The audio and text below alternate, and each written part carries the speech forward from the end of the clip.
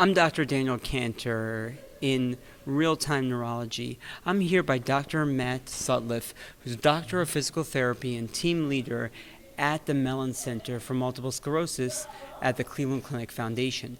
We just came out of a very interesting session that had to do about an important topic that we don't talk about enough. It had to do with employment and multiple sclerosis.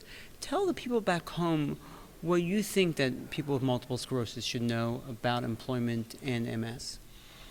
So there's so many different rules that we need to look at and things that we have to look at in order to help people maintain their employment and stay active in the workplace as best as possible. And sometimes that involves reasonable accommodations to try and help people to perform their job. And so there are some excellent tips that were given today on how to do that. But we also looked at the other aspects of employment, which might involve cognitive problems and difficulty multitasking at work, and different ways that we can assess for cognitive problems and then also give some interventions to try and help with cognitive problems. When somebody with multiple sclerosis is thinking about whether they should continue working or whether they should maybe think about disability, how do you help guide them through that decision? So I do a functional capacity evaluation that's specific to multiple sclerosis. So what that does is it helps to detail the various aspects of multiple sclerosis that can impact one's ability to continue to work. So we typically do that for one of two reasons. It's either to help people continue to work and get accommodations to allow them to do so, or to help them apply for disability benefits if they truly are unable to work at all.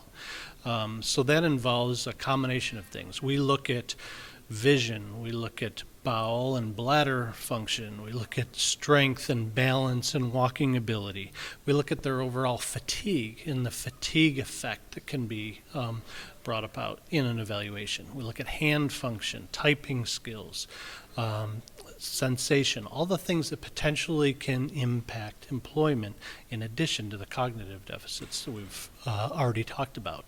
So I think it's really important to be able to carefully document all of those problems in order to help people either to apply for disability or to help keep them into the workplace. So we really had some excellent suggestions today by the rehab counselor, and she gave a lot of really practical suggestions on helping people stay in the workplace, which is so important. I think sometimes with everything going on in the world, we don't realize how blessed we are to live in this country.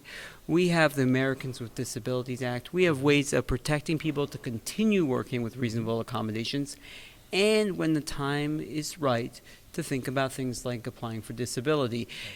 But you can't do that alone. You can't do that alone at home, and you can't even do that alone with your neurologist. That's why we truly need this team, and I'm so thankful for people like you, for physical therapists, for occupational therapists, for speech pathologists, for vocational rehabilitation specialists, for social workers, for all the team members who are there to help the people back home. I want to thank you for joining us, and I want to thank you back home for joining us with Real-Time Neurology.